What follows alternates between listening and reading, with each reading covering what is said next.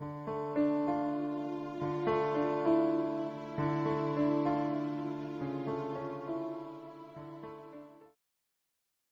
know, I was surfing the net and one day I saw, a new Canon RP. Looking at all the specs, I was really excited. 4K dual pixel mirrorless, and it can accept, comes with an adapter that can take both EF and EFS lens in the bundle. This sounds like a really good upgrade. I was kind of excited for it. I could see, a camera like this from Canon that, it probably is really aimed towards the videographers and still shooters together. Finally, Canon, finally you even can take EFS lenses, so that crop sensor people like me can upgrade it to a full frame and still use both my full frame lenses and my EFS lenses. Man, that's perfect. I have tons of EFS lenses, and I'm afraid that when I upgrade to full frame, I can't use these lenses. So that it sounded really well.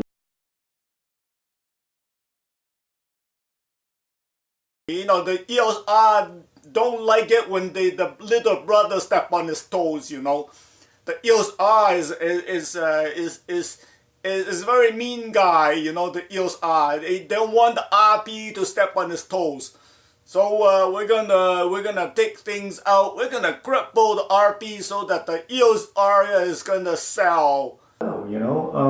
With all kidding aside, obviously now when it came out, we see that the specs are just for it to sound good, but when you actually look at the specs, it's not very good. Once again, it's the same old technology sensor that's found in the 62 with probably lower dynamic range. That's not very good. I mean, it's 2019. Okay, 4K. I kind of expected that because the EOS R, it doesn't have a full readout. It's a cropped in image when it's in 4K. So, I expected that. That's not a surprise. But, no 24 frames a second. That's ridiculous. Every single camera has of 24 frames a second. So, I was really happy for it, and then now you realize it doesn't have 24 frames. That's a real bummer. And then on top of it, great, you can shoot EFS lens. Then you realize the EFS lens only works in HD. I mean, not in HD, in 4K. Where you have no dual pixel autofocus. So, without dual pixel focusing, it's kind of, it's terrible.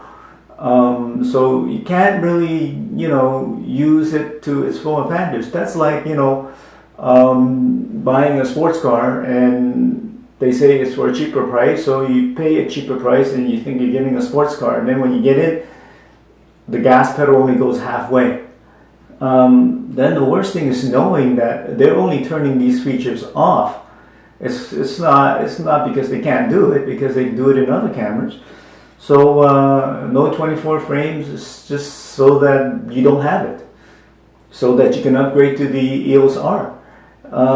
Same as no 1080 shooting with your EFS lenses, just so that you can buy their newer mirrorless RF lens, which is beautiful, but certainly it's out of my reach. So the 4K in this camera in the RP is really useless, to say the least. So what is a full frame? Well, it's not really a full frame then in that case, because it's cropped in the 4K. So you might as well, if you're looking for 4K, you might as well look elsewhere. You're better off with a 6400, a Sony 6400. outrun this camera in 4K anytime, any day. So the only thing left of this camera is exactly like the 6D Mark II, except it's mirrorless and it's smaller and case closed. So I have no idea why, you know, they put in the time to put in a headphone jack so that you can hear your audio. You know, that's specifically very hard to find. It's aimed for the videographer, but yet you can't shoot 24 frames, and then the EFS lens you can't shoot HD. So I don't know. You know, there's a huge market in the hybrid shooter, and everybody's become a hybrid shooter. Everybody will shoot. Even a lot of photography will shoot a little bit of video. So, you know, have the video crowd who knows anything is not going to buy this camera.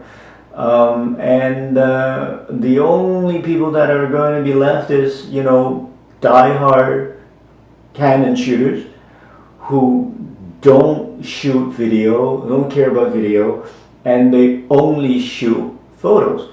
And there are not that many of those people around anymore. So I really don't get it. Like, you know, I see myself as a prime candidate. I own 3 Rebels cameras. Here's a T1i, here's a T5i, and you know what? I would consider this camera, but now that I see what it does, I won't. Full frame. So you know what? I got myself a original 6D Classic, which does my photos in full frame, and the sensor here is slightly better in dynamic range than the new 6D Mark II. So that takes care of that. If I ever want a flip screen, I have a flip screen here on my T5i. If I really want a dual pixel, I could always get an SL2 or maybe even a used 80D, and that would take care of the problem. I mean, you know, $1,300 at B&H for the RP, it's still not cheap. And if you wanted to get the lens, you're looking at like $2,200, $2,300, and that is by no means cheap. So if it's just the body alone, well, you know, you want to shoot 4K, you're looking at 6400, which is way better. Or you can even get a Sony A7 II with image body stabilization and dynamic range for $999.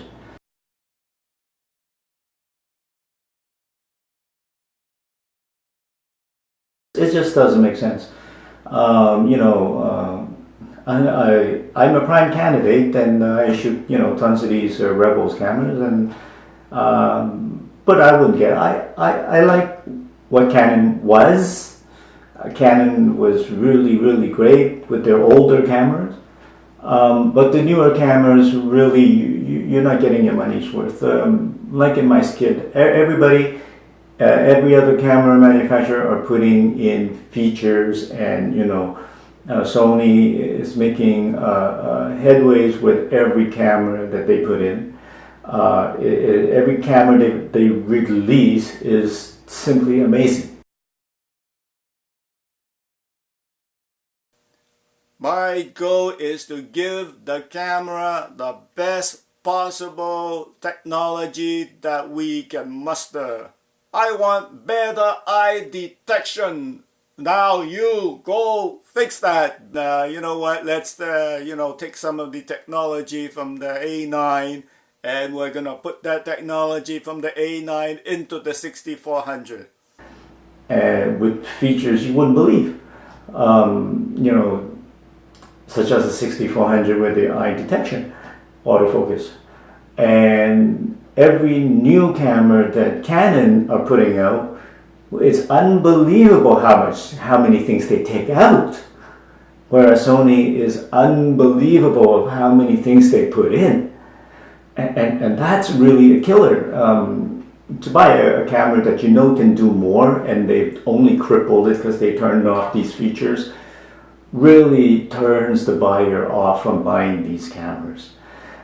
They really should have gone the other way with the RP. They should have just took out the 4K, say no 4K, this is not a video camera. Take out that headphone jack.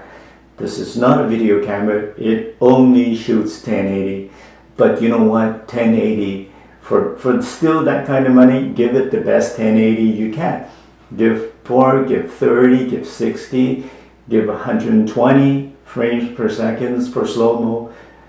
Make it a beautiful 1080, and then let people put their EFS lenses in their HD 1080 so that you can get the Rebel and the crop sensor crowd to move up. I mean, that is going to be a better option, and then just lower the price at another $100 more. So you know you're selling for, let's say, $1,200 instead of $1,299. So let's say $1,300, lower down to $1,200. So to say that, you know what, this is strictly a photography camera, but if you want to shoot HD, you know, you still got everything with slow motion. And that would have been a great camera. Instead of just crippling it, it just doesn't make any sense, and it's going to drive people away. So you know what, I hope that they're going to change sometime in the future, because they do still have a chance of making good cameras. And I think I'll leave it at that, and thank you for watching, and have a nice day. Thanks. Bye. どうもありがとう。